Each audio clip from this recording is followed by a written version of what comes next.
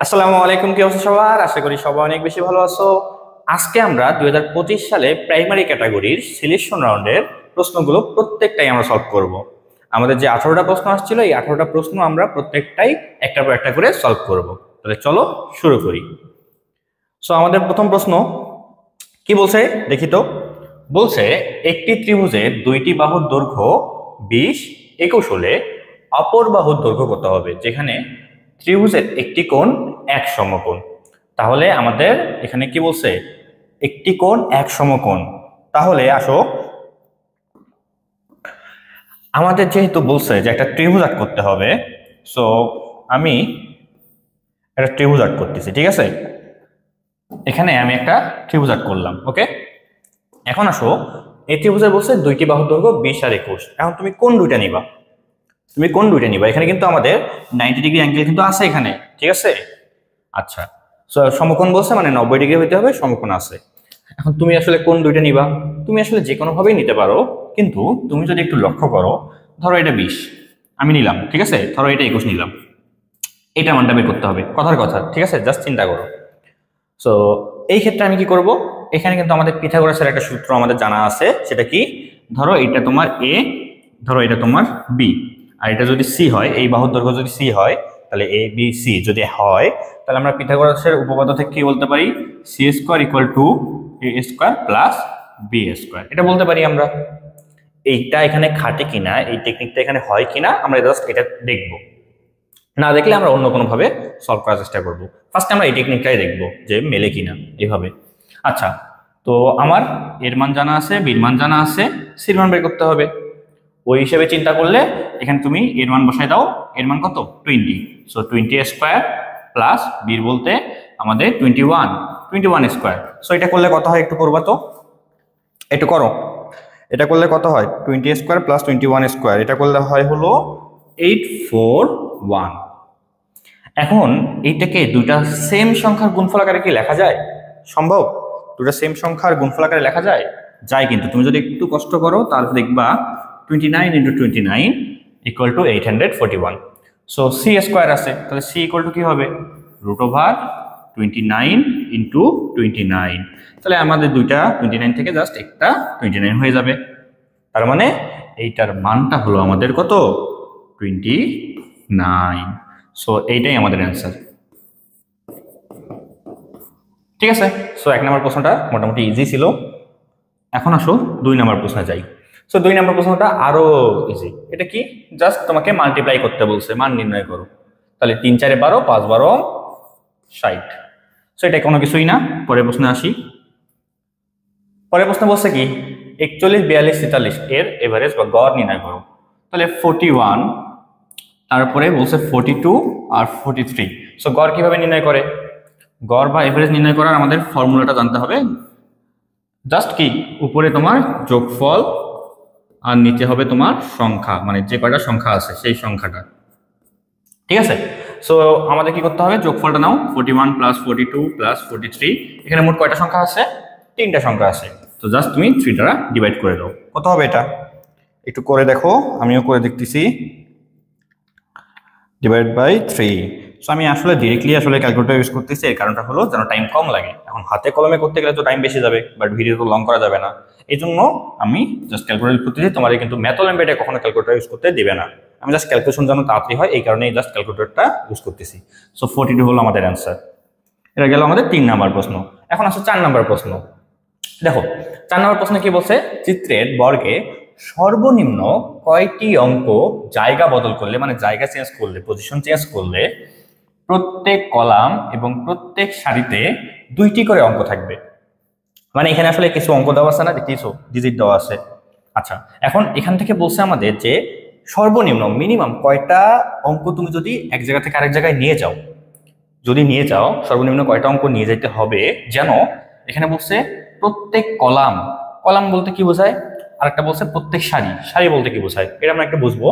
তো আগে পড়ে নেই, প্রত্যেক কলাম এবং প্রত্যেক সারিতে 2টি করে অঙ্ক থাকবে। তাহলে কয়টা করে অঙ্ক থাকতে হবে? 2টা করে, এর বেশি থাকা যাবে না, কমও থাকা যাবে না। ঠিক আছে, ভালো কথা। আর এখানে বলছে যে কোনো অঙ্ক যে কোনো ফাঁকা স্থানে বসতে পারে। হ্যাঁ, বসাইতে পারো, যেখান থেকে ইচ্ছা তুমি যেখান থেকে যা ইচ্ছা নিয়ে আরেক জায়গায় বসাতে পারো। তো তো আমাদের এখন জানতে হবে কলাম কোনটা সারি কোনটা। সো কলামকে আমরা সি দ্বারা প্রকাশ করি, আর সারি যেটা সেটা ইংরেজি রো, সো এটাকে আর দ্বারা প্রকাশ করি। সো আমি কিভাবে মনে রাখতাম, দেখো আমরা কিন্তু এই যে কলাম বলতে আসলে এই সাইড একটা বোঝায়, এই সাইড একটা বোঝায়, মানে কলাম বা সারি যেটাই বলো না কেন, কলাম বা রো একটা এই সাইডে বোঝায়, একটা এই সাইডে বোঝায়। এখন কোনটা কোন পাশে বোঝায় এটা মনে রাখার একটা টেকনিক। দেখো সিটা আমরা কিভাবে লিখি, দেখো তো সিটা আমরা এইভাবে লিখি না, মানে নিচের দিকে আসতে হচ্ছে, সি লিখতে আমাদের নিচের দিকে যাইতে হচ্ছে, নিচের দিকে যাইতে হচ্ছে, তাই না? সো এই পাশেরটাকে আমাদের কলাম বলে, মানে নিচের দিকে এই এই পাশে যেটা সেটা আমাদের কি হবে, এখানে প্রত্যেকটাই হবে আমাদের কলাম, ঠিক আছে, প্রত্যেকটাই কলাম। আর রো বা সারি যেটা, সারি তাহলে কোন পাশে হবে, সারি কোন পাশে হবে? দেখো আটটা যখন আমরা লিখি, আটটা তো আমরা এইভাবে লিখি, বাট নর্মালি চিন্তা করো আর এর এই টানটা আমরা এইভাবে দিতে পারি না, একটু দেখো তো এই পাশে যাচ্ছে না, এই দিকে যাচ্ছে না লাস্টের টানটা। সো এই পাশে যেটা সেটা হলো আমাদের রো বা সারি, তার মানে এই পাশে যেগুলো বোঝাচ্ছে সেগুলো প্রত্যেকটাই আমাদের কি, রো বা সারি, ঠিক আছে, প্রত্যেকটা আমাদের রো বা সারি। এইভাবে মনে রাখতে পারো, মানে আসলে লেখার স্টাইলের উপর, এটা জাস্ট মনে রাখার একটা টেকনিক, আমি যেভাবে মনে রাখতাম। তো যাই হোক আমাদের কলাম রো দুটাই বলছে, মানে এই পাশ বরাবর আর এই পাশ বরাবর দুই পাশে আমাদের দুইটা করে অঙ্ক থাকতে হবে। সো কি করলে এই জিনিসটা হবে? তো এখন এখানে যেমন 1 আছে, ঠিক আছে, 1 আছে। সো এই এই যে এই সারিটা দেখো তো, এই রোটা দেখো তো বা সারিটা দেখো তো, 1 4, এখানে কি দুইটা করে অঙ্ক আছে না? অলরেডি দুইটা করে অঙ্ক আছে, এখানে আমাদের কোনো চেঞ্জ করার কোনো প্রয়োজনই নাই। এই পাশে দেখো তো, এই পাশে দেখো শুধুমাত্র একটা অঙ্ক আছে 2, তার মানে আমাদের এটা চেঞ্জ করতে হবে, মাথায় রাখো, খালি মাথায় রাখো। এখানে দেখো তো, এখানে 3টা অঙ্ক আছে, সো 3টা অঙ্ক থাকলে তো হবে না, 3টা অঙ্ক থাকলে তো হবে না, থাকতে হবে কয়টা, 2টা। সো এখানে আমি ধরো 5 6 7 আছে, একটু চেঞ্জ করতে তো হবে, তো তুমি যে কোনো দুটো রাখবা, ঠিক আছে, 7কে চেঞ্জ করার কোনো প্রয়োজন নাই, কারণ এই পাশ বরাবর চিন্তা করলে 7 8 কত সুন্দরভাবে আছে, ওটাকে নষ্ট করার কোনো প্রয়োজন নাই। সো 7কে তুমি 7-এর মতোই রাখবা, আর নিচে 8 আছে, এটাকে তুমি 8-এর মতোই রাখো, মানে কোনো চেঞ্জ করিনি এখনো, ঠিক আছে, একটা অঙ্ক এখন আমি কিন্তু সরাইনি, পজিশন কিন্তু যেখানে যা ছিল তাই আছে। আচ্ছা এখানে 3, এই 3টাকে আমাদের চেঞ্জ করতে হবে, কারণ দেখো এই পাশ বরাবর দেখো 1 2 3 3টা অঙ্ক হয়ে যাচ্ছে, 3টা অঙ্ক রাখা যাবে না। সো 3টাকে চেঞ্জ করে কই দিবা, যেখানে মন চাই দিতে পারো, বাট এখানে তুমি এই পাশে দেখো তো, এই পাশে দেখো 6, এখানে দেখো ফাঁকা, মানে কি একটা অঙ্ক আছে, তার মানে তুমি চাইলে 3টা সরাই এখানে আনো, আর 6 তো আগে থেকে এখানে ছিল, এখানেই যাও, তার মানে কিন্তু আমি অলরেডি একবার চেঞ্জ করে ফেলছি, একবার চেঞ্জ করে ফেলছি, এখনো কিন্তু 5 লিখিনি। 5কে আরো এখানে লেখা যাবে, এখানেও লেখা যাবে না, আবার এখানে তো লেখা যাবে না, এই 5টা তো সরাইতেই হবে, যেহেতু এই পাশে আমাদের 3টা অঙ্ক হয়ে যাচ্ছে। তো 5টা দেখো তুমি যদি জাস্ট এই জায়গায় দিয়ে দাও, তাহলে কত সুন্দরভাবে প্রত্যেকটা রো বা কলাম যেভাবেই চিন্তা করো না কেন সব পাশেই 2টা করে অঙ্ক পাচ্ছ। তাহলে আমি কিন্তু আরো একবার চেঞ্জ করছি, কি কি চেঞ্জ করছি, 3টাকে এখান থেকে জাস্ট এখানে নিয়ে গেছি, 5টাকে এখান থেকে জাস্ট উপরে নিয়ে গেছি, এই যে 2বার চেঞ্জ করলাম। সো 2বার চেঞ্জ করলেই আমাদের কি হয়ে যাচ্ছে, সর্বনিম্ন 2বার চেঞ্জ করলেই প্রত্যেকটা কলাম প্রত্যেকটা সারিতে আমাদের দেখা যাচ্ছে 2টা করে অঙ্ক আছে। ক্লিয়ার? তাহলে চলো পরের প্রশ্নে চলে যাই। তাহলে 5 নম্বর প্রশ্ন কি বলছে, দেখো বলছে মিহাদের বাড়িতে 18 লিটার আয়তনের একটি কলসি আছে, ভালো কথা, যেটির নিচে একটি ছিদ্র আছে যা দিয়ে প্রতি মিনিটে 1/5 লিটার পানি বের হয়ে যায়। এটা মহা ঝামেলা, মানে একটা কলসি আছে, কলসির নিচে আবার একটা ছিদ্র আছে, সেই ছিদ্রের মধ্যে কি বলছে, প্রতি মিনিটে 1/5 লিটার পানি বের হয়ে যায়।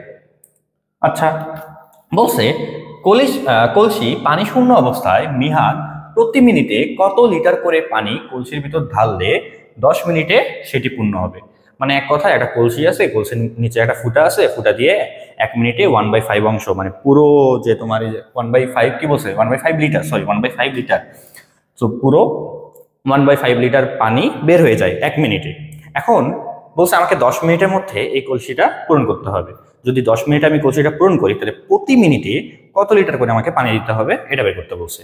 তো খুবই সিম্পলি আমরা সলভ করবো, দেখো তো এখানে দেখো আমাদের যেহেতু বলছে প্রতি মিনিটে 1/5 লিটার পানি কি হয়, বের হয়ে যায়, তাহলে চিন্তা করো তো 1 মিনিটে পানি বের হয় কত লিটার, 1/5 লিটার, ঠিক আছে, 1/5 লিটার। এখন আমার তো 10 মিনিটে কি করতে হবে, পানি পূর্ণ করতে হবে, মানে পুরো কলসিটা পূর্ণ করতে হবে। সো অতএব 10 মিনিটে পানি বের হয় কি হবে, জাস্ট 10 দ্বারা মাল্টিপ্লাই হবে, 1/5 × 10, তাহলে কত হচ্ছে, কাটাকাটি করলে 5 × 5 5 × 10, তার মানে 2 লিটার।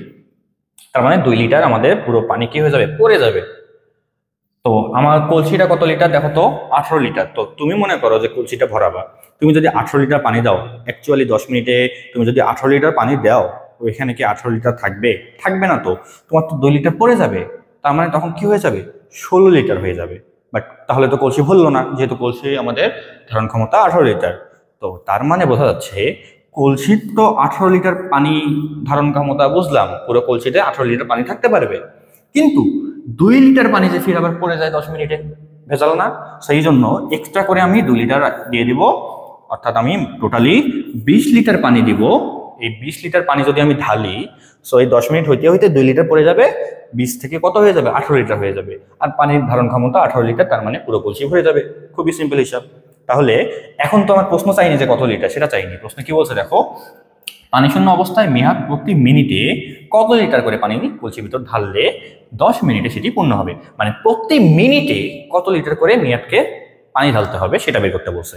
তো চলো বের করি। তো আমাদের এই যে 20 লিটার, এটা আমি কতক্ষণ ধরে দেব, 10 মিনিটে দেব, তাই না? তাহলে 10 মিনিটে আমি পানি ঢালবো কত লিটার, 20 লিটার। এখন আমার তো 1 মিনিটে হিসাব হয়েছে। সো 1 মিনিটে কি করব আমি, 1 মিনিটে তাহলে কতক্ষণ, মানে 1 মিনিটে যদি আমি চিন্তা করি তাহলে কত লিটার পানি ঢালবো প্রতি মিনিটে, খুবই সোজা হিসাব, 20/10 = 2 লিটার। সো আমার অ্যান্সারও হয়ে গেল 2 লিটার। ঠিক আছে, ওকে। তাহলে আমরা এবার পরের প্রশ্নে যাই। তাহলে পরের প্রশ্নে কি বলছে, কোনো স্কুলে কোনো একদিন তৃতীয় শ্রেণীতে 6 জন, চতুর্থ শ্রেণীতে 7 জন, পঞ্চম শ্রেণীতে 17 জন শিক্ষার্থী উপস্থিত ছিল। আচ্ছা, ওই দিন টিফিন ব্রেকে মোট শিক্ষার্থীর অর্ধেক ক্লাসরুমে এবং বাকি অর্ধেক মাঠে অবস্থান করছিল। মাঠে সর্বনিম্ন কতজন পঞ্চম শ্রেণীর শিক্ষার্থী অবস্থান করছিল? তাহলে আমাকে কি বলছে, আমি সিম্পলি বলে দিই। বলছে তৃতীয় শ্রেণীতে, সো তৃতীয় শ্রেণীতে আমাদের মোট আছে 6 জন, মানে ক্লাস 3-তে আসলে 6 জন আছে। ওকে, এটা ক্লাস 3, ঠিক আছে?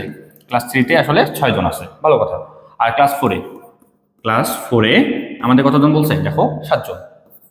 ক্লাস 4-এ 7 জন আছে। আবার পঞ্চম শ্রেণীতে আছে 17 জন, মানে ক্লাস 5-এ আসলে বেশি আছে, 17 জন। তো এতজন উপস্থিত ছিল। আচ্ছা, এখন বলছে টিফিন পিরিয়ডে কি হয়েছে, মোট শিক্ষার্থীর, মানে টোটাল শিক্ষার্থী হিসাব করো, তো যোগ করো, সব যোগ করো, বাবা হলো 30। তাহলে মোট শিক্ষার্থী 30 জন। এখন বলছে এই শিক্ষার্থীর অর্ধেক গেছে ক্লাসরুমে, বাকি অর্ধেক মাঠে। সো ক্লাসরুমে কতজন থাকবে, আর তোমার কি ফিল্ড, মাঠে কতজন থাকবে চিন্তা করো তো। এটার অর্ধেক অর্ধেক করে থাকবে, তার মানে 15 করে থাকবে, সোজা হিসাব। ক্লাসরুমে থাকবে 15 জন, মাঠে থাকবে 15 জন। আচ্ছা, এখন বলছে মাঠে সর্বনিম্ন মিনিমাম আসলে কতজন পঞ্চম শ্রেণীর শিক্ষার্থী ছিল, ক্লাস 5-এর আসলে মিনিমাম কতজন স্টুডেন্ট ছিল এটা বের করতে হবে। সো মিনিমাম আকারে আমাকে চিন্তা করতে হবে, সর্বনিম্ন যেন হয়। আচ্ছা, তো সর্বনিম্ন হইলে তোমাকে কথায় বলছে মাঠের কথা। তুমি চিন্তা করো, এই মাঠের মধ্যে আমি ম্যাক্সিমাম কাকে আগে দেবো ক্লাস 3, তারপর দেবো ক্লাস 4, কারণ পঞ্চম শ্রেণী বা ক্লাস 5-এর মিনিমাম আমাকে মানুষ রাখতে হবে, বা মিনিমাম স্টুডেন্ট ওখানে আমাকে রাখতে হবে। সো আমি যদি 6 আর 7-কে অলরেডি দিয়ে দিই, তাহলে 6 + 7 করলে কত হয়, 13। বাট থাকবে মোট কতজন, থাকবে তো 15 জন। তাহলে আমাদের ক্লাস 5-এ কতজন স্টুডেন্টকে দিতে হবে, তাহলে এখন তো আরো কোনো স্টুডেন্ট দেওয়ার বাকি নেই, ক্লাস 3, 4 তো দেওয়াই শেষ, আর তো স্টুডেন্ট নাই যে আমি দিতে পারবো। তাহলে আমাকে এখানে ক্লাস 5-এর 2 জন স্টুডেন্টকে দিতে হচ্ছে, তাহলে যোগ করলে দেখবা যে 15 হয়ে যাচ্ছে। তাহলে আমাদের অ্যান্সার কি হচ্ছে, পঞ্চম শ্রেণী মিনিমাম কতজন স্টুডেন্ট থাকতে পারবে, 2 জন। এর চেয়ে বেশি দেওয়া সম্ভব, বাট আমাকে তো বলছে সর্বনিম্ন, মিনিমামের কথা বলছে। সো আমাকে মিনিমাম হিসেবে কি করতে হবে, আগেই ক্লাস 3 আর 4-কে পার করে দিতে হবে, তারপর আমি ক্লাস 5-এর কথা চিন্তা করব। ঠিক আছে, সো অ্যান্সার হচ্ছে 2। ঠিক আছে, পরের প্রশ্ন বলছে একজন ফল বিক্রেতার কাছে 360টি আপেল আছে, ভালো কথা। বলছে প্রত্যেকটি আপেলের মূল্য 4 টাকা, সরি এটা 4 টাকা না 8 টাকা, এটা আমার 8 টাকা, ঠিক আছে, এটা ইংলিশে সবকিছু লেখা আছে, সো এটা 8 টাকা হবে। সো প্রত্যেকটা আপেলের মূল্য 8 টাকা। সে সারাদিন আপেল বিক্রি করে, 496 টাকা পেল। তার মানে পুরো দিন মিলে সে 496 টাকার আপেল বিক্রি করলো। দিন শেষে তার কাছে মোট কয়টি আপেল অবশিষ্ট আছে, মানে বাকি আর কি আপেল থাকবে কতগুলো সেটা বের করতে বলছে। তো খুবই সোজা হিসাব। তো একটা আপেলের মূল্য, একটা আপেল একটা আপেল কয় টাকা? 8 টাকা। তার মানে তুমি 8 টাকা দিয়ে কি করতে পারতেছো? একটা আপেল কিনতে পারতেছো। তাহলে তোমার মানে করছে কত টাকা? 496 টাকা, তাই না? একটা আপেল যদি 8 টাকা হয় তাহলে 496 টাকায় আমি কতগুলো আপেল কিনতে পারবো? সোজা হিসাব, 496 কে শুধু তুমি 8 দ্বারা ভাগ করবা, এতটি, তাই না? প্রত্যেকটাই যেহেতু 8 টাকা করে, তো 496 টাকার আপেল বিক্রি করছে, তাহলে কয়টা আপেল বিক্রি করছে সেটা বের করি আমরা। তাহলে 496কে জাস্ট তুমি 8 দ্বারাও ভাগ করবা, তো ভাগ করলে কত আসবে? 62 এতটি আপেল কি করছে? এগুলো বিক্রি হয়ে গেছে। এখন মোট ছিল কতগুলো আপেল? 360। তাহলে 360 হইলে আমাদের অ্যান্সার কি হবে? কতগুলো আপেল বাকি আছে? 360 থেকে জাস্ট এই 62 তুমি মাইনাস করে দিবা, তাহলে থাকবে হলো তোমার 298টি আপেল। এত কি সুন্দর অ্যান্সার হয়ে গেল। তাহলে চলো পরের প্রশ্নে যাই। বলছে কি 100 নম্বর গণিত পরীক্ষায় মাজেদ, মিহাদ, ইমন, সাদিয়া একত্রে 310 নম্বর পেয়েছে। মাজেদ এ প্লাস, এখানে ব্র্যাকেটে বলছে 80 বা তার থেকে বেশি। আমরা তো জানি এ প্লাস মানে কি বোঝায়, 100 নম্বরের পরীক্ষায় এ প্লাস মানে বোঝায় 80 থেকে 100 পর্যন্ত যে নাম্বারগুলো আছে এই নাম্বারের যে কোনো একটা পাইলে এ প্লাস, তাই না? ওইটাই দিছে। বলছে মাজেদ মিহাদের থেকে যত বেশি নম্বর পেয়েছে, ইমন সাদিয়ার থেকে তত নম্বর কম পেয়েছে। মিহাদ ও সাদিয়া সমান নম্বর পেয়েছে। তাহলে বলছে ইমন সর্বোচ্চ কত নম্বর পেতে পারে। তাহলে আমরা এই প্রশ্নটা কিভাবে সলভ করব? আমরা একটু ইকুয়েশন আনার চেষ্টা করব, দেন আমরা খুব ইজিলি সলভ করতে পারবো। তাহলে চলো আবার প্রথম থেকে পড়ি। 100 নম্বর গণিত পরীক্ষায় মাজেদ, মিহাদ, ইমন, সাদিয়া একত্রে কত পেয়েছে? 310 নাম্বার। সো এটা একটা ইকুয়েশন। তাহলে কি হইলো? ইকুয়েশনটা কি বললো? বলছে গণিত পরীক্ষায় মাজেদ, আচ্ছা মাজেদ প্লাস কি বলছে? মিহাদ, মাজেদ মিহাদ প্লাস আর কি আছে? ইমন। তাহলে ইমন প্লাস সাদিয়া, সাদিয়া কি করছে? এটা প্রত্যেকে সবাই মিলে একত্রে কত পাইছে? সবগুলো যোগ করলে আমি পাচ্ছি হলো 310 মার্ক পাইছে। আচ্ছা বলছে মাজেদ এ প্লাস 80 বা তার থেকে বেশি। এটা আসলে একদম ডিরেক্টলি বলেনি যে 80 পাইছে নাকি 80-র চেয়ে বেশি পাইছে, এটা জাস্ট ব্র্যাকেটে বলে দিয়েছে কি 80 বা তার থেকে বেশি পাইছে, মানে এক কথায় এ প্লাস পাইছে। তার মানে তুমি চিন্তা করো তো, এটা মাজেদের কথা বলছে। সো মাজেদের মার্কটা আসলে কি হবে? এটা ধরো তোমার 80 তো হবে, মিনিমাম তো অবশ্যই 80 হবে, 80 হবে এবং তার থেকে আরো বেশি কিছু থাকতে পারে, ঠিক আছে? ধরো 83 পাইছে তাও তো এ প্লাস, ধরো 84 পাইছে তাও এ প্লাস। তো এক কথায় আসলে 80 প্লাস সামথিং, আমরা তো এক্স্যাক্টলি বলতে পারতেছি না, এটা এরকম থাক, ঠিক আছে? এটা এরকম থাক। তারপর কি বলছে? তারপর বলছে মাজেদ মিহাদের থেকে যত নম্বর বেশি পেয়েছে। তাহলে মাজেদ, আমরা যদি এখানে মিহাদের কথা চিন্তা করি, মিহাদের থেকে মাজেদ বেশি পাইছে না? মিহাদের থেকে মাজেদ বেশি পাইছে, তাহলে তো আমাদের এখানে মাজেদকে ধরতে হবে। তাহলে মাজেদ ইকুয়াল, মানে মাজেদের নাম্বারটা মিহাদের থেকে একটু বেশি, ওই একটু বেশিটাই আমরা ধরবো। তাহলে মাজেদ মিহাদের থেকে কি পাইছে? একটু বেশি পাইছে। এখন বেশিটা কি ধরলাম? এক্স নাম্বার বেশি পাইছে, জাস্ট ধরে নিলাম যে এক্স নাম্বার বেশি পাইছে। তাহলে Majed equal to Mihad plus x. তাহলে দেখো মাজেদটা যেহেতু বড়, তাই মিহাদের থেকে এক্স যোগ করলেই আমরা মাজেদের সমান বলতে পারতেছি। তাহলে মাজেদ মিহাদের থেকে এক্স নাম্বার বেশি পাইছে। ঠিক কি বলছে? ইমন সাদিয়ার থেকে তত নম্বর কম পেয়েছে। তাহলে আমি এখানে চিন্তা করি, তাহলে ইমন কি করছে? ইমনের নাম্বারটা তাহলে কি হচ্ছে? সাদিয়ার থেকে তত নাম্বার কম পাইছে, ঠিক আছে? কম পেয়েছে। তাহলে মাজেদেরটা প্লাস এক্স, ওই যতটুকু এক্স বাড়ছে ততটুকু এক্স এখানে সাদিয়ার থেকে কমলে ইমনের নাম্বার পাওয়া যাচ্ছে, ঠিক আছে? এখন তারপর কি বলছে? মিহাদ ও সাদিয়া সমান নম্বর পাইছে। তো এখানে আরেকটা ক্লু দিয়েছে কি, এই যে মিহাদ ইকুয়াল টু সাদিয়া, ঠিক আছে? Mihad equal to Sadia. তাহলে এখন তোমাকে বের করতে হবে ইমন সর্বোচ্চ কত নম্বর পেতে পারে। তাহলে আমাদের মেইন কাজটা কি? ইমনের ম্যাক্সিমাম আমাদের কত নাম্বার পাইতে পারে বের করতে হবে। তাহলে আসো, এই যে এখানে যে ইকুয়েশনটা লিখছি, এখানে জাস্ট আমরা কি করবো? এখন এতক্ষণ যেগুলো লিখলাম না, এটা জাস্ট এখানে বসাই দিবা। দেখো মাজেদ ইকুয়াল টু কি লিখতে পারি? Mihad plus x. তাহলে মিহাদ প্লাস এক্স প্লাস, এখন মিহাদের জায়গায় কি লিখবো? মিহাদের জায়গায় মিহাদে লিখবো, প্লাস ইমনের জায়গায় কি লিখতে পারি Sadia minus x, Sadia minus x plus সাদিয়ার জায়গায় কি লিখতে পারি সাদিয়াই লিখতে পারি, ওখানে তো আর অন্য কিছু লেখার কোনো স্কোপই নাই, ইকুয়াল টু 310। তাহলে এখানে দেখো এই যে প্লাস এক্স মাইনাস এক্স কাটা। এরপরে দেখো তো যেহেতু বলছে মিহাদ আর সাদিয়া ইকুয়াল, তো প্রত্যেকটা মিহাদের জায়গায় তুমি কি লিখতে পারবা সাদিয়া লিখতে পারবা, প্রত্যেকটা মিহাদের জায়গায় সাদিয়া লিখবা। তাহলে মিহাদের জায়গায় সাদিয়া, তারপরে সাদিয়ার জায়গায় সাদিয়াই থাকবে, ওটা তো আর চেঞ্জ করবা না, প্লাস সাদিয়া ইকুয়াল টু 310। তাহলে এখানে আমাদের সাদিয়া কয়টা হচ্ছে 4টা, তাহলে সাদিয়া ইকুয়াল টু কি হবে 310 ডিভাইডেড বাই 4, তাহলে 310 ভাগ 4 ইকুয়াল টু আসে হলো 77.5। তাহলে সাদিয়ার নাম্বারটা কত 77.5, তাহলে মিহাদের নাম্বারটা কত একই, তাহলে আমরা লিখতে পারতেছি 77.5। ওকে, ভালো কথা, খুবই সুন্দর।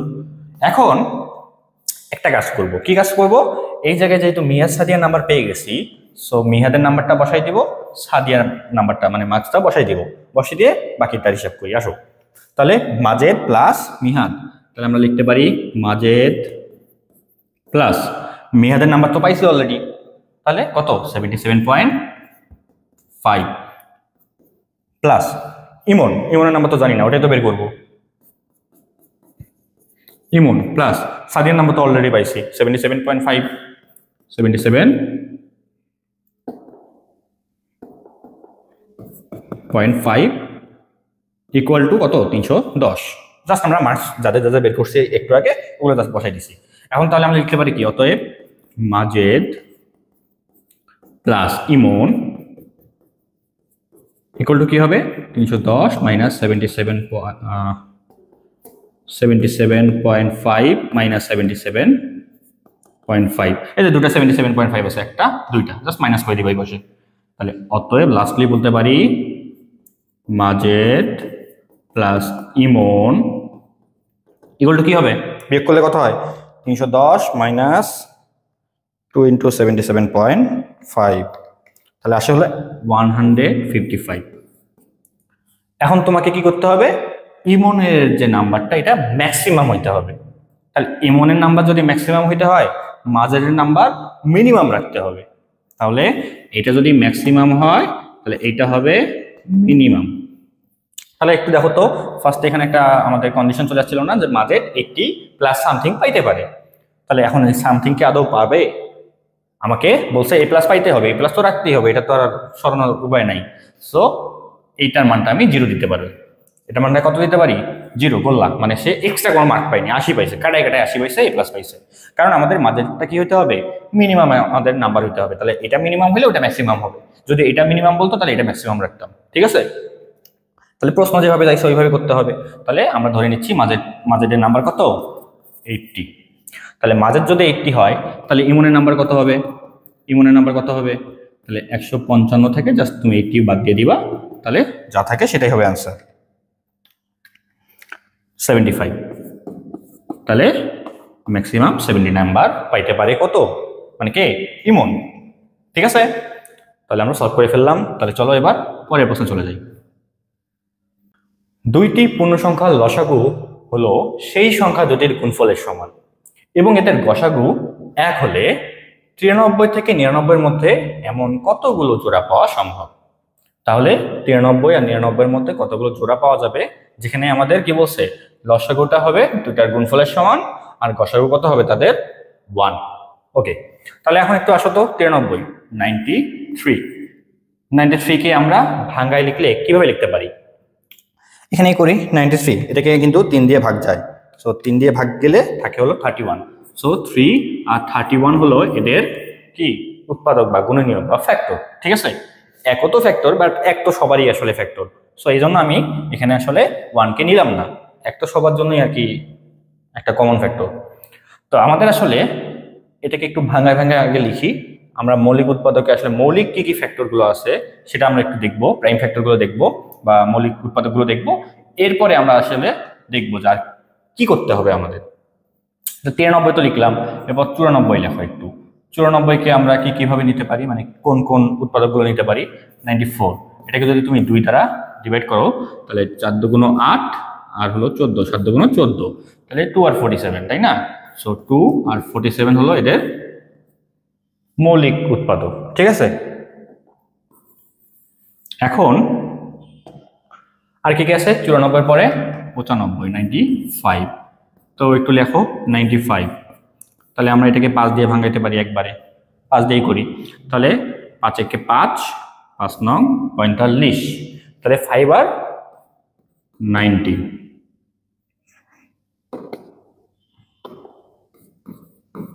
এরপরে তোমার 96। তো 96 এর ক্ষেত্রে 96, এটাকে আমরা 2 দিয়ে ভাঙাইতে পারি। 4 দুগুণ 8, 8 দুগুণ 16, আবার 2 দিয়ে যায়, 2 দুগুণ 4, 4 দুগুণ 8, আবার 2 দিয়ে যায়, 12 দুগুণ 24, আবার 2 দিয়ে যায়, 6 দুগুণ 12, আবার 2 দিয়ে যায় 3।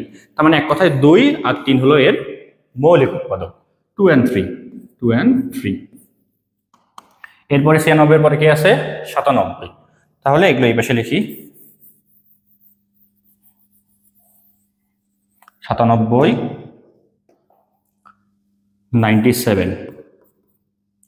97 এর জন্য আসলে কিছুই নাই, এটা একটা প্রাইম নাম্বার। সো জাস্ট 1 তো লেখার দরকার নেই, আমাদের 1 এর কোনো প্রয়োজন নাই। 1টাকে বাদ দিয়ে লেখো, শুধু 97 লিখে আসো, কারণ 1 আসলে সবারই আছে, 1 আসলে সবারই আছে। 97। তো এবার 98 আসো। 98কে আবার ভাঙাও, 2 দিয়ে যায়, 4 দুগুণ 8, 9 দুগুণ 18, 749। তো 2 আর 7, 2 আর 7 হলো এদের মৌলিক উৎপাদক। এরপর লাস্টলি 99। তো 99কে আমরা 3 দিয়ে ভাঙাইতে পারি, 3, তাহলে 3 টিকে 9, আবার 3 দিয়ে যায় 11, তাহলে 3 আর 11 হলো এর মৌলিক উৎপাদক। তাহলে 3 আর কি 11। দেখো এই কাজগুলো এখন কেন করলাম এটা একটু বলি। মনে করো যে 6 আর 4, ঠিক আছে? 6 আর 4 এদের লসাগু কত বা এলসিএম কত? লসাগু কত? তো আমাদের এখানে বলছে দুটো সংখ্যা, ঠিক আছে, দুটি পূর্ণ সংখ্যা, এর লসাগু হলো সংখ্যা দুটির গুণফলের সমান। সো আমি যদি ধরো যে এক্সাম্পল হিসেবে 6 আর 4 নিলাম, তাহলে এদের লসাগু কি হওয়া উচিত? এই প্রশ্ন অনুযায়ী 6 × 4, 24 হওয়া উচিত, তাই না? বাট অ্যাকচুয়ালি কি 24 হবে না, এদের লসাগু কত হবে? লসাগু হবে 12। মিললো না কেন? মেলেনি কারণ 6 এর মধ্যে মৌলিক উৎপাদক কি কি আছে? 2 আর 3, আর 4 এর মধ্যে কি আছে? শুধু 2। সো দেখো দুইজনের মধ্যে কিন্তু কমন উৎপাদক আছে, কমন ফ্যাক্টর আছে বা সাধারণ উৎপাদক বা গুণনীয়ক আছে। তো 2 জায়গায় যেহেতু সাধারণ গুণনীয়ক আছে, তাই আমাদের ডিরেক্টলি যদি আমরা গুণ করি তাহলে মিলবে না, লসাগু মিলবে না। তার মানে কখন আমাদের দুইটা সংখ্যা গুণ হবে? গুণ করে আমরা গুণফলটা আমরা লসাগু বলতে পারবো কখন? যখন আমাদের দুইটা সংখ্যার মাঝে কোনো কমন ফ্যাক্টর বা সাধারণ গুণনীয়ক বা উৎপাদক থাকবে না। এখানে যেমন আছে তাই মেলেনি, গুণ করলে মেলেনি। হবে 12 বাট আসছে গুণ করলে 24, মেলেনি। কখন হতো? যদি এই উৎপাদকগুলো না থাকতো, কমন গুণনীয়ক বা কমন উৎপাদক ফ্যাক্টরগুলো না থাকলে, তখন আমরা দুটো সংখ্যা গুণ করলে গুণফল আমাদের লসাগু হয়ে যাবে বা এলসিএম হয়ে যাবে। সো আমাদের এই কারণে আমরা একটু ভাঙায় লিখলাম যে যেখানে যেখানে কমন উৎপাদক নাই সেখানে সেখানে আমরা আসলে এই কাজটা করতে পারি, সেখানে সেখানে আমরা আসলে এই লসাগুটা গুণ করলেই আসলে গুণফল হয়ে যাবে খুব ইজিলি, ঠিক আছে? সো এই জন্যই আমরা একটু ভাঙালাম। তাহলে এখন আসো তো 93, এটা এর জোর মানে এর সাথে আর কাকে নিতে পারি? 93 এর সাথে কাকে নিতে পারি? জোর করতে হবে না, একটা তো 93, আর কোন কোন নাম্বার নিতে পারি? সো দেখতে পাচ্ছ 93 এর জন্য 3 আর 31 কি আমাদের এর উৎপাদক, মৌলিক উৎপাদক। তাহলে এই 3 আর 31 অন্য কোথাও থাকা যাবে না, থাকলে ওই সংখ্যাটাকে আমরা 93 এর সাথে নিতে পারবো না, নিলেই তো আমাদের ওই ভেজাল হয়ে যাবে, এরকম গুণ করলেও ওই গুণফলটা কখনোই আমাদের লসাগু হবে না। সো 94, দেখো 94 এর মধ্যে 2 আর 47 আছে, তো এখানে কোনো কমন উৎপাদক আছে? 94 আর 93 এর মধ্যে কোনো কমন উৎপাদক আছে? মৌলিক কমন বা মৌলিক সাধারণ গুণনীয়ক আছে বা উৎপাদক আছে? নাই। তার মানে 93 এর সাথে আমি কি নিতে পারি? 94 নিতে পারি। আচ্ছা, এটা এইভাবে না লিখে আমি এইভাবে লিখি, দেখো 93 যেহেতু জোর করতে বলছে, সো 93 আর হলো 94 আমি নিতে পারি, কারণ এদের মধ্যে কোনো সাধারণ গুণনীয়ক নাই। এরপরে 93 এর সাথে আর কি নিতে পারি? দেখো তো 93 এর সাথে কি 95 নিতে পারি? হ্যাঁ নিতে পারি। এখানে দেখো 331, 519, এখানেও কোনো সাধারণ গুণনীয়ক নাই, তার মানে 95ও আমি নিতে পারি, কোনো সমস্যা নাই। এরপর 96 কি নেওয়া যাবে? 2 আর 3, এখানে 3 আর 31, এই তো 3, এখানেও 3 নেওয়া যাবে না। তাহলে 96 সাথে কিন্তু 96 যদি আমি নিয়ে নিই, ওটা কোনোভাবে 96 আর 93 গুণ করলে গুণফল কখনোই লসাগু হবে না, ঠিক আছে? সো এটা বাদ, 96 বাদ। 97 নেওয়া যাবে? হ্যাঁ, 93 97 এর মধ্যে কোনো রকম সাধারণ গুণনীয়ক নাই। আচ্ছা হোক, সমস্যা নাই। এরপর 93 সাথে কি 98 নেওয়া যাবে? 27 331, হ্যাঁ নেওয়া যাবে, এখানেও নাই। 93 সাথে 97 আমরা নিতে পারি, কোনো সমস্যা নাই। তারপরে এখানে 3 আছে, এখানে 3 আছে, সো নেওয়া যাবে না। 93 সাথে 99 নেওয়া যাবে না। তো এটা 93 হিসাব গেল। এখন আসো 94 এর হিসাব। 94 এর সাথে আমরা কাকে কাকে নিতে পারি? তাহলে এবার তুমি এই পাশে হিসাব করবা। 93 এর সাথে তো হিসাব করলাই, এখন 94 দিয়ে বাকিগুলো হিসাব করো। 94 এর সাথে তুমি কাকে নিবা দেখো তো? 95 নেওয়া যাবে? হ্যাঁ নেওয়া যাবে, এখানে কোনো সাধারণ গুণনীয়ক বা উৎপাদক নাই। এরপরে 94 এর সাথে আবার তুমি কাকে নিতে পারবা? 95 তো নিলে এবার, আচ্ছা এটা 4 লিখছি আবার, 95, হ্যাঁ 95, 94 এর সাথে 95 নিলাম। এবার 94 এর সাথে 96 নিবা, এখানে দেখো 2 আছে, এখানে দেখো 2 আছে, নেওয়া যাবে? নেওয়া যাবে না। তাহলে 94 এর সাথে 97 নেওয়া যাবে? হ্যাঁ, কোনো রকম সাধারণ গুণনীয়ক নাই, সো 97 নেওয়া যাবে। এরপরে দেখো এখানে 2 আছে, এখানেও 2 আছে, সো নেওয়া যাবে না 98 এর সাথে। তাহলে এখানে 3 আছে, 11 আছে, এখানে 2 41, তার মানে এটা নেওয়া যাবে। 94 এর সাথে 99 নেওয়া যাবে। ওকে, এরপর 94 এর কাজ শেষ। 95 এ আসো। তাহলে 95, তাহলে 5 19, এখানে 2 3, তার মানে এটা নেওয়া যাবে। 95 এর সাথে 99 নেওয়া যাবে, কোনো সমস্যা নাই। এরপরে 95 এর সাথে 97, এটাও নেওয়া যাবে। তাহলে 95 এর সাথে 97 নেওয়া যাবে। এরপর 95 এর সাথে 98 নেওয়া যাবে? এটাও নেওয়া যাবে। তাহলে 95 এর সাথে 98 এটাও নেওয়া যাবে, কোনো কমন উৎপাদক না থাকলেই হইল। 95 এর সাথে 99 এটাও নেওয়া যাবে। সো 95 এর সাথে 99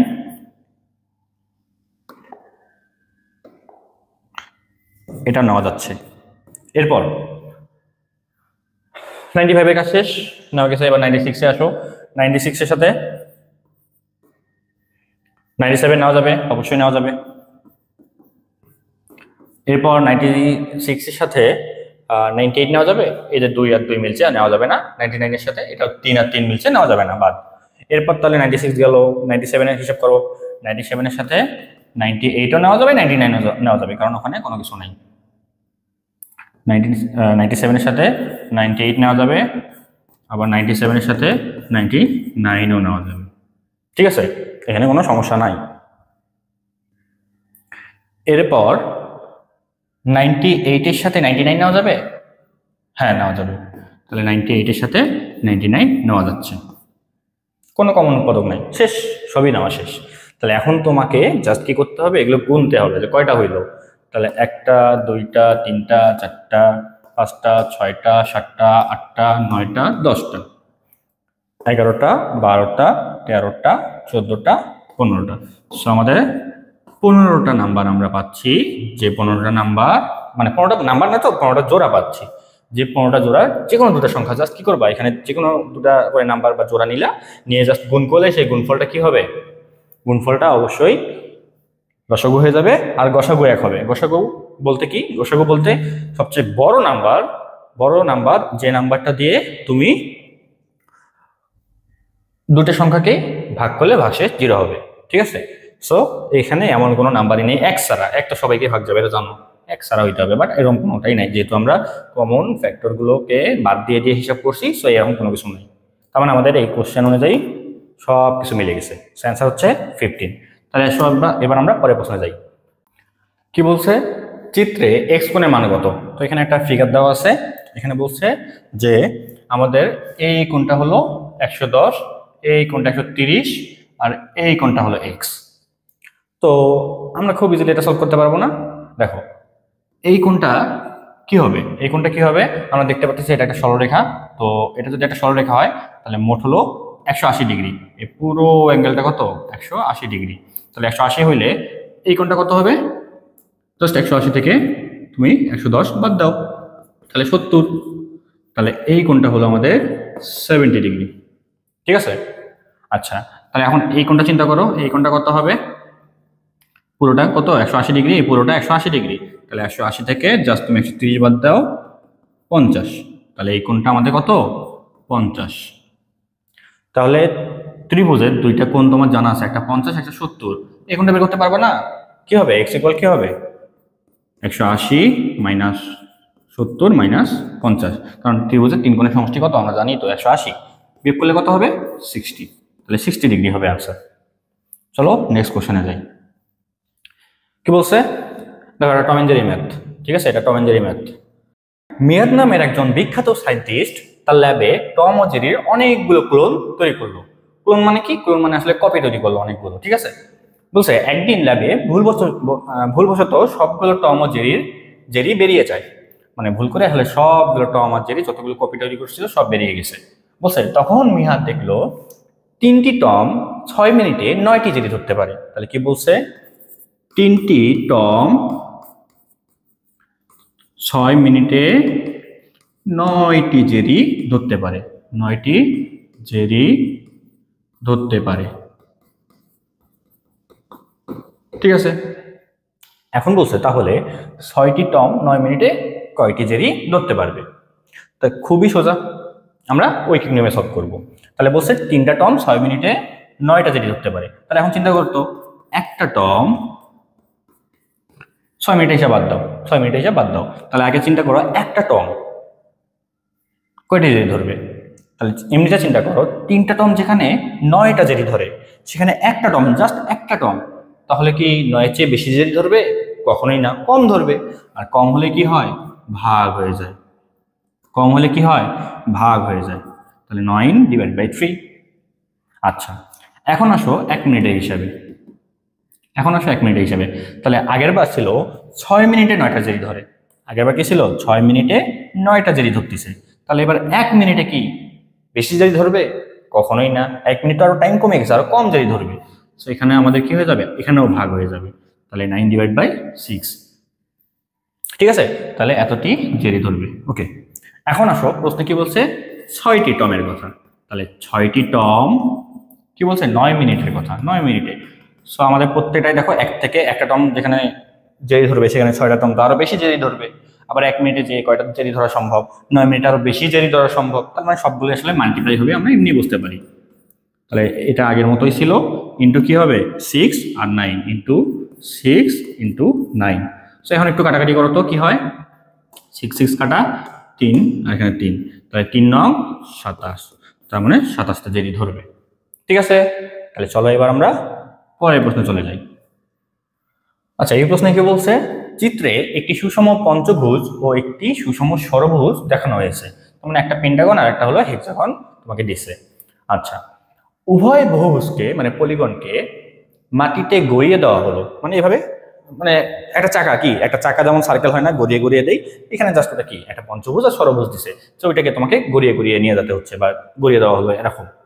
বলো দেখা গেল পলিগন দুটি মানে বহুভুজ দুটি একবার সম্পূর্ণ ঘুরলে, পুরোটা যখন একবার ঘুরে তখন উভয়ই 120 মিটার দূরত্ব অতিক্রম করে। তাহলে মোট দূরত্ব কত, ডিস্টেন্সটা হইল 120 মিটার। বলছে বহুভুজ দুটির এক বাহুর দৈর্ঘ্যের পার্থক্য কত। ফার্স্টে তো আমাকে কি করতে হবে, এক বাহুর দৈর্ঘ্য বের করতে হবে, তারপর আমাকে ডিফারেন্স বের করতে হবে বা পার্থক্য বের করতে হবে। আচ্ছা তো এইখানে তোমার মনে করো আসলে এই যে তোমার পঞ্চভুজটা আছে, ঠিক আছে, এই পঞ্চভুজের এক বাহুর দৈর্ঘ্য আমরা বের করব। তাহলে এটাকে যখন গোড়ায় গোড়ায় নিয়ে যাওয়া হচ্ছে, যখন এটা গড়ে গড়ে যাচ্ছে, তাহলে কি এইটুকু ফার্স্টে যাবে, তারপর এইটুকু যাবে, মানে এটা যখন নিচে নামবে জিনিসটা তো এই পর্যন্ত আসবে, তাই না। সো এটা যখন ঘুরতে ঘুরতে যাবে তো এইটুকু দূরত্ব তো আছেই, আগে থেকেই আছে, তারপর এইটুকু দূরত্ব অতিক্রম করবে, এইটুকু দূরত্ব অতিক্রম করবে, এইটুকু দূরত্ব অতিক্রম করবে, তারপর এইটুকু দূরত্ব অতিক্রম করবে। কারণ আমরা দেখিনি যখন একটা বৃত্ত ধরো এই পয়েন্টে আমাদের স্টার্টিং পয়েন্ট, এটা স্টার্টিং পয়েন্ট, যখন এটা একবার ঘুরে আসবে, একবার যখন ঘুরে আসবে তখন সে তার পরিধির সমান দূরত্ব অতিক্রম করবে। এগুলো আমরা পড়ছি না আগে, এখানেও সেম হিসাব, এখানেও সেম।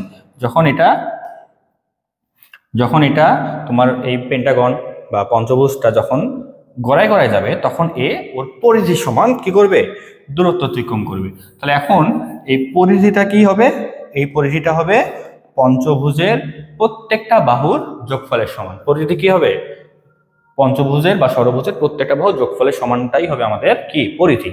তাহলে এখানে যেহেতু বলছে সুষম ষড়ভুজ, সুষম মানে কি প্রত্যেকটা বাহু এখানে ইকুয়াল, এখানে এই বাহু এই বাহু এই বাহু এই বাহু সব সমান, এখানে এই বাহু এই বাহু এই বাহু এই বাহু এই বাহু এই বাহু সবই সমান, ঠিক আছে। একটা যদি 5 মিটার হয় সব 5 মিটার। আচ্ছা, তো আমি ধরে নিলাম একটা এক্স মিটার, একটা এক্স মিটার, ঠিক আছে, তার মানে সবগুলো এক্স মিটার। তাহলে তুমি যদি সবগুলো যোগ করো তাহলে কি পাবা, 5টা যেহেতু নিছি 5x, 5টা বাহু না 5x, তাহলে এই 5x দূরত্ব অতিক্রম করলে কত অতিক্রম করা হয়ে যাবে 120। তাহলে 5x ইকুয়াল টু 120, মানে এটা যদি ঘুরে আসে, একবার ঘুরে আসে, তাহলে তার পরিধি সমান দূরত্ব অতিক্রম করবে।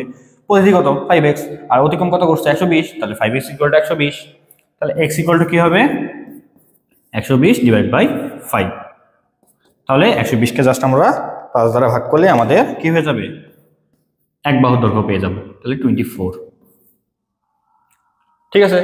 সিমিলারলি আমি যদি এটা y ধরি, y সবগুলোই তার মানে y হয়ে যাবে, তাহলে কয়টা y হবে 6টা, তাহলে 6y ইকুয়াল টু কি হবে 120। তাহলে y ইকুয়াল টু কি হবে 120 ডিভাইড বাই 6, 6 দুগুণ 12 মানে 20। তাহলে এটার বাহুর দৈর্ঘ্য কত 20। তাহলে আমাদের ডিফারেন্স বের করতে হবে। ডিফারেন্স মানে কি, পার্থক্য মানে কি, বড় থেকে ছোট বাদ। তাহলে 24 থেকে আমাদের জাস্ট 20 বাদ দিতে হবে। তাহলে অ্যান্সার কি হবে, অ্যান্সার হবে পার্থক্য দেখছে, তাহলে 24 মাইনাস 20 মানে 4। সোজা না? চলো পরে প্রশ্ন চলে যাই। কি বলছে, ছায়াকৃত অংশের ক্ষেত্রফল 3 বর্গ একক হলে সামান্তরিকের ক্ষেত্রফল কত। তাহলে এই যে ছায়াকৃত অংশ, তো এটা কত, এটা তোমাকে বলছে 3 বর্গ একক, ঠিক আছে, 3 বর্গ একক। তাহলে বলছে এই পুরো সমান্তরিকের ক্ষেত্রফল কত। তাহলে এইটা যেহেতু তোমার 3 বর্গ একক, তার মানে অবশ্যই বাকিটাও কি হবে 3ই হবে, মানে এটা যা হবে এটাও তাই হবে। তাহলে এই পুরোটা, ঠিক আছে, এই পুরোটা মানে এই পুরো ত্রিভুজের ক্ষেত্রফল কত হচ্ছে, ত্রিভুজের ক্ষেত্রফল হচ্ছে 3 + 3 = 6। তাহলে এই সমান্তরিকের কয়টা ত্রিভুজ আছে, 4টা ত্রিভুজ আছে। তাহলে একটা ত্রিভুজের ক্ষেত্রফল 6, 4টার কি হবে 4 × 6 = 24 হবে। এভাবেই তোমাদের করতে হবে, ঠিক আছে। তো অ্যান্সার কিন্তু হয়ে গেল। তাহলে চলো পরের প্রশ্নে যাই। বলছে 1 2 3 ... n, এখানে n এর সর্বনিম্ন কোন মানের জন্য সম্পূর্ণ অনুক্রম মানে ধারাটি অনুক্রমের সমষ্টি বা ধারার সমষ্টি 3 অঙ্কের জোড় সংখ্যা পাওয়া যাবে। তার মানে এইটা হলো আমাদের মেইন পয়েন্ট, 3 অঙ্কের জোড় সংখ্যা হইতে হবে, এটা মেইন জিনিস। বলছে 1 2 3 এভাবে করে আসলে 1 2 3 এভাবে করে আসলে n পর্যন্ত যাচ্ছে।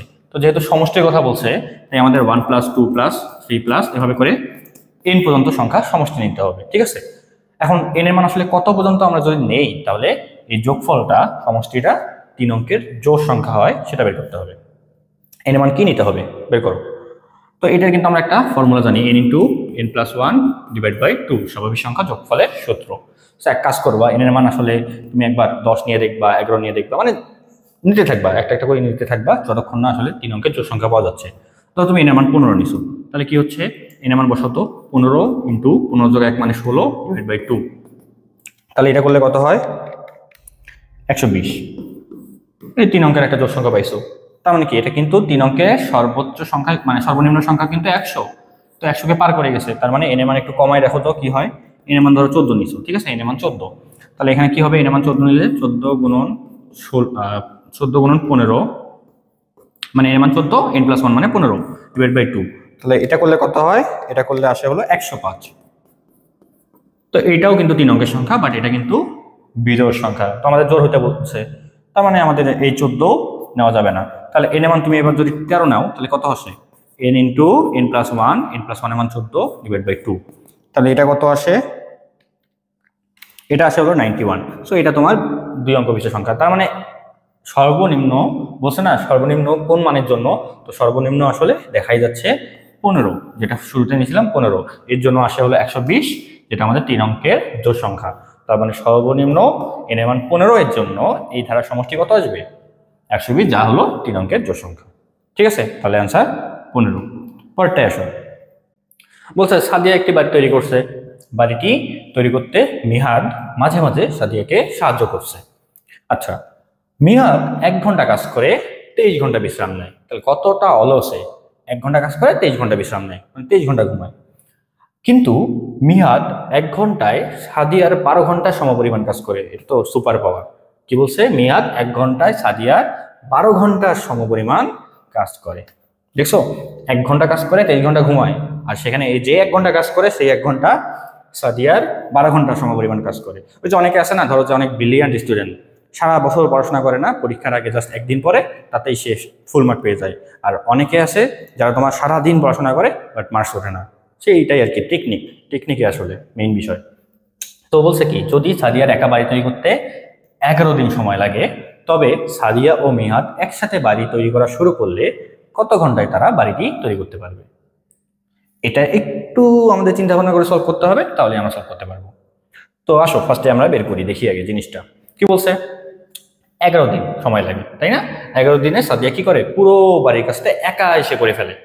তাহলে এই যে 11 দিন একাই করে ফেলে, তাহলে এইটা যদি সাদিয়া না করে যদি মিহাদ করতো, তাহলে মিহাদ যদি একাই বাড়িটা করতো তাহলে কতদিন সময় লাগতো, এটা আমাদের ফার্স্টে বের করতে হবে।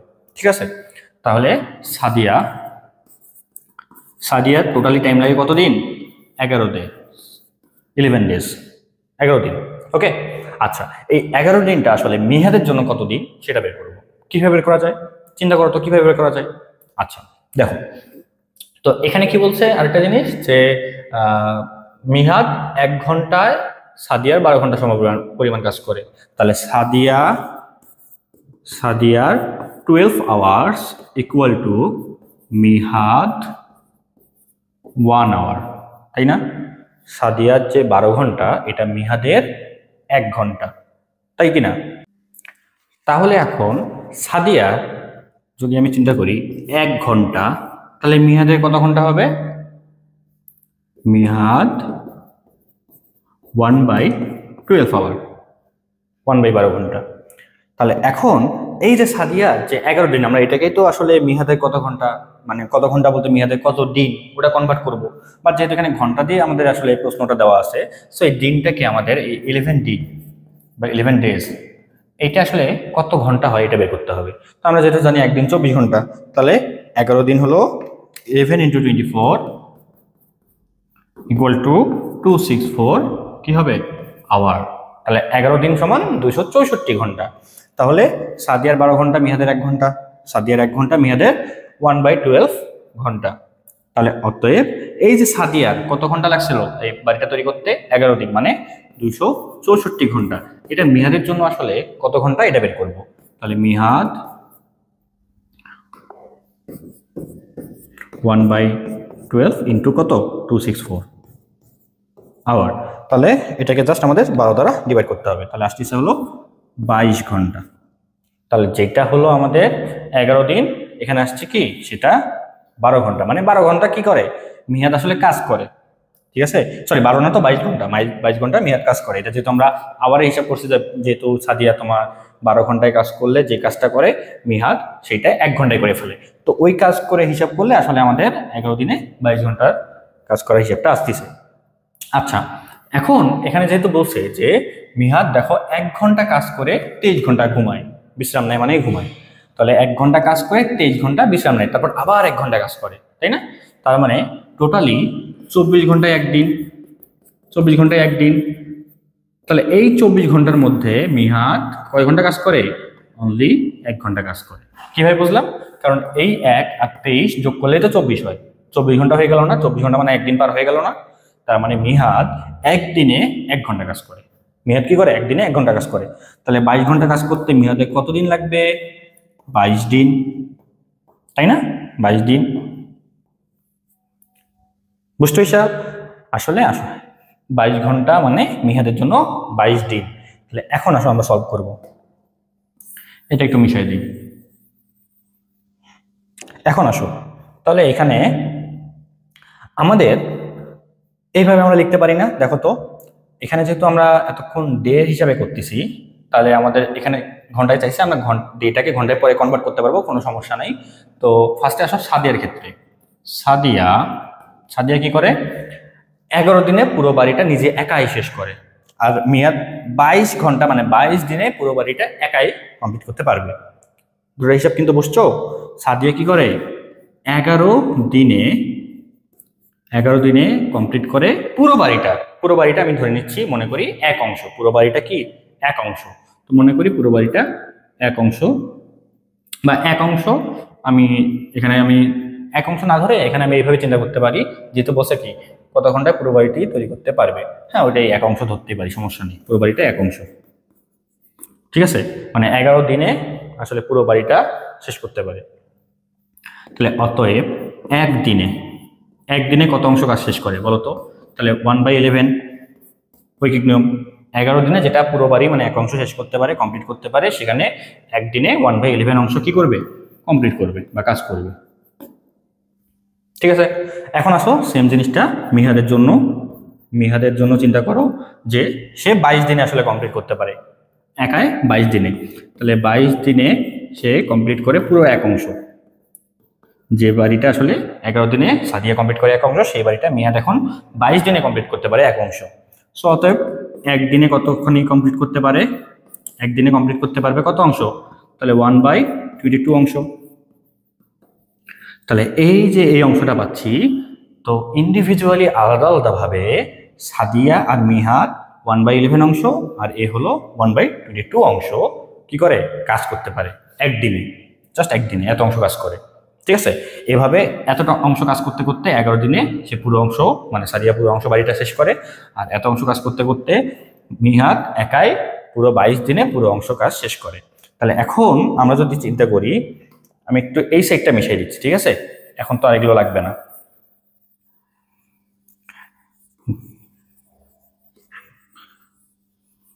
তাহলে এখন দেখো, তাহলে আমি যদি এখন চিন্তা করি সাদিয়া প্লাস মিহাদ একসাথে যদি এখন বাড়িটা কমপ্লিট করে, তাহলে একদিনে কত অংশ কাজ করবে? সাদিয়া কাজ করবে এত অংশ, মিহাদ কাজ করবে এত অংশ। তাহলে দুজনে যেহেতু একসাথে কাজ করতেছে, টোটালি বাড়ির অংশ কত অংশ কাজ হয়ে যাবে? এটা প্লাস এটা, এত অংশ কাজ হয়ে যাবে। তাহলে 1/11 প্লাস 1/22। তাহলে এটা লসাগু আসবে নিচে 22, তাহলে উপরে আসবে 2 + 1, তার মানে 3/22 অংশ কাজ কি হয়ে যাবে? করা হয়ে যাবে একদিনে। তাহলে আমার যেহেতু আসলে টাইম চাইছে, তাই না? টাইম চাইছে না যে তবে সাদিয়া ও মিয়াদ একসাথে বাড়ি তৈরি করতে কত ঘন্টায়, তো যেহেতু কত ঘন্টায় বা টাইম চাইছে, টাইমটা আমরা শেষে রাখি। তাহলে এত কি অংশ, তাহলে 3/22 অংশ কাজ করে কয়দিনে? একদিনে। তাহলে একবার সম্পূর্ণ অংশ কাজ করে, তো যেহেতু আমরা সম্পূর্ণ অংশ কি ধরে নিছি, এক অংশ না, সো এক অংশ মানেই পুরো বাড়ির কাজ করা শেষ। তাহলে এক অংশ কাজ করে 1/3/22। এটাকে উল্টাই দাও একটু, 22/3 দিন। ঠিক আছে, সো এখানে আমরা এটাকে কি লিখতে পারি? এটা তো দিন থেকে এখন আমরা কিসে যাবো? আমাদের ঘন্টায় চাইছে, ঘন্টায় প্রকাশ করব। তাহলে 22/3, একদিন সমান কত ঘন্টা? 24 ঘন্টা। তাহলে এটাকে জাস্ট 24 দ্বারা মাল্টিপ্লাই করে দাও, তাহলেই হয়ে যাচ্ছে। তাহলে 22/3 গুণন 24, তাহলে 176। তাহলে 176 ঘন্টা কি হয়? 176 ঘন্টায় আসলে তাদের পুরো বাড়িটা কমপ্লিট হয়ে যায় যদি একসাথে কাজ করে। তাহলে চলো পরের প্রশ্ন চলে যাই। বলছে এমন কয়েকটি মৌলিক সংখ্যা বাছাই করলো, সে ওই মৌলিক সংখ্যাগুলো গুণ করলে গুণফলে সর্বোচ্চ কতগুলো শূন্য থাকা সম্ভব। তার মানে আসলে এই কয়টা মৌলিক সংখ্যা নিয়েছে, ঠিক আছে, তুমি কয়টা মৌলিক সংখ্যা নাও, 2, 3, 5, 7, 11, এভাবে কয়েকটা মৌলিক সংখ্যা নিল। ঠিক আছে, সে কি করলো? এগুলো এখন গুণ করলো, সবগুলো মাল্টিপ্লাই করলো, গুণ করলো। তো গুণ করলে আসলে গুণফলে কতগুলো কি বলছে শূন্য থাকা সম্ভব। তো শূন্যটা আসলে কখন আসে তোমাকে এটা আগে বুঝতে হবে। যেমন আমি যদি কোনো সংখ্যার সাথে 10 গুণ করি, তাহলে আমাদের শেষে 1 0 চলে আসবে। যেমন 5 × 10 50, সো এখানে 10-এর 0টা এখানে চলে আসছে। যদি আমি 100 গুণ করতাম, তাহলে এই 2 0 অ্যাড হয়ে যেত 5-এর সাথে, তাই না? 500। তাহলে 10কে তুমি যদি আগে ভাঙাও, তাহলে পাবা 2 × 5, 5 2 × 10। তার মানে যেখানে যেখানে 2 থাকবে, যেখানে যেখানে 5 থাকবে, সেখানে সেখানে গুণ করলে 10 হয়ে যাবে। যেমন দেখো মৌলিক সংখ্যা 2 আর 5 গুণ করলে কি হবে? এই দুটো গুণ করলে 10 চলে আসবে, তাই না? হ্যাঁ, কিন্তু অন্য কোনো সংখ্যা গুণ করলে কখনোই 0 আসবে না, বা 10 বা 20 বা যাই হোক শেষে 0 আছে এরকম কোনো সংখ্যা আসবে না। কেন আসবে না? কারণ 0-র জন্য আমাদের লাস্টে লাগবে 2 আর 5, লাস্টে কি লাগবে? 2 আর 5। ঠিক আছে, তাহলে কোন একটা সংখ্যা আছে তারপরে 2 আছে, আবার কোনো একটা সংখ্যা আছে তারপরে 5 আছে, মানে সামনে কিছু আছে তারপরে 2 আছে, সামনে কিছু আছে তারপরে 5 আছে। এইরকম কোনো মৌলিক সংখ্যা আসলে পাওয়া যাবে না, কখনোই পাবা না, কারণ শেষে 2 থাকা মানে এটা একটা জোড় সংখ্যা, আর শেষে 5 থাকা মানে এটা একটা 5 অঙ্ক বিশিষ্ট সংখ্যা, সরি এটা একটা 5 দ্বারা বিভাজ্য সংখ্যা, ঠিক আছে? তার মানে এটা কখনোই প্রাইম নাম্বার হতে পারবে না। সো একমাত্র জাস্ট সেপারেটলি 2 আর 5 এরা নিজেরাই আসলে মৌলিক সংখ্যা, প্রাইম নাম্বার। তাই এই দুটা গুণ করলেই শুধুমাত্র 10 আসা পসিবল, আর কোনোভাবে 10 আসা পসিবল না। আর 10-এ যেহেতু একটা জিরো আছে, তাই আরও যদি মৌলিক সংখ্যা নেক না কেন, যত ইচ্ছা হাজার হাজার মৌলিক সংখ্যা নেক, নিয়ে গুণ করুক, সেখানে 2 আর 5 যদি থাকে তাহলে শুধুমাত্র কি একটাই জিরো আসার চান্স আছে। তার মানে কয়টা শূন্য থাকা সম্ভব? অনলি একটা জিরো থাকা মানে পসিবল, ঠিক আছে? তাহলে আসো পরের প্রশ্নে যাই। বলছে কোন এক গ্রহে 9 মাসে 1 বছর হয়। 9 মাসে 1 বছর, আচ্ছা। বলছে সেখানে প্রতি মাসে 99 দিন, আচ্ছা। বলছে ওই গ্রহে 5 বছরে কত দিন? তাহলে 5 ইয়ার্স। তাহলে এই 5 বছর সমান কত দিন আমাকে বের করতে হবে। আমরা নর্মালি আমাদের যদি প্রশ্ন দেওয়া থাকতো যে 5 বছরে কত দিন হয়, মানে নর্মালি আমাদের যেমন 12 মাসে 1 বছর, তো ওইটা যদি দিত যেভাবে করতাম এটাও সেম ভাবেই করতে হবে। তাহলে 5 বছর, তাহলে 5 বছর 1 বছর সমান কত মাস? দেখো এখানে কি বলছে, ওই গ্রহে 9 মাসে 1 বছর, তার মানে 1 বছর সমান 9 মাস, তার মানে 5 বছর সমান কত মাস হবে? 5 × 9। বুঝছো? হিসাব বুঝছো? যেহেতু 1 বছর সমান 9 মাস, 5 বছরে কি হবে? 5 × 9 45 মাস, তাহলে এত মান্থ, তাহলে 45 মান্থ। তাহলে এখন বলছে প্রতি মাসে আবার 99 দিন, তাহলে এক মাসে যদি 99 দিন থাকে, তাহলে 45 মাসে কতগুলো দিন থাকবে? 45 × 99, এতগুলো দিন। তাহলে এটা করে ফেলি, তাহলে তো আনসার হয়ে যায়। তাহলে 4455 ডেজ। তাহলে চলো পরের প্রশ্ন চলে যাই। এটা আমাদের হলো আজকের লাস্ট প্রশ্ন। এখানে বলছে 1 2 3 4 5 6 7 8 9 1 0 1 1 1 2 1 3 8। এটা একটা সংখ্যা, ঠিক আছে? এটা একটা সংখ্যা। বলছে এ এর মান কত হলে সংখ্যাটি 9 দ্বারা বিভাজ্য হবে। তো এখানে বলছে এখানে যেখানে এ হলো একটা অঙ্ক, তার মানে এই পুরোটা একটা সংখ্যা, যেখানে এই অঙ্কটা আমাদের বের করতে হবে। আচ্ছা, 9 দ্বারা বিভাজ্য হওয়া সত্য কি? যখন কোনো একটা সংখ্যার প্রত্যেকটা অঙ্কের যোগফল 9 দ্বারা বিভাজ্য হবে, তাহলে তখন পুরো সংখ্যাটা 9 দ্বারা বিভাজ্য হবে।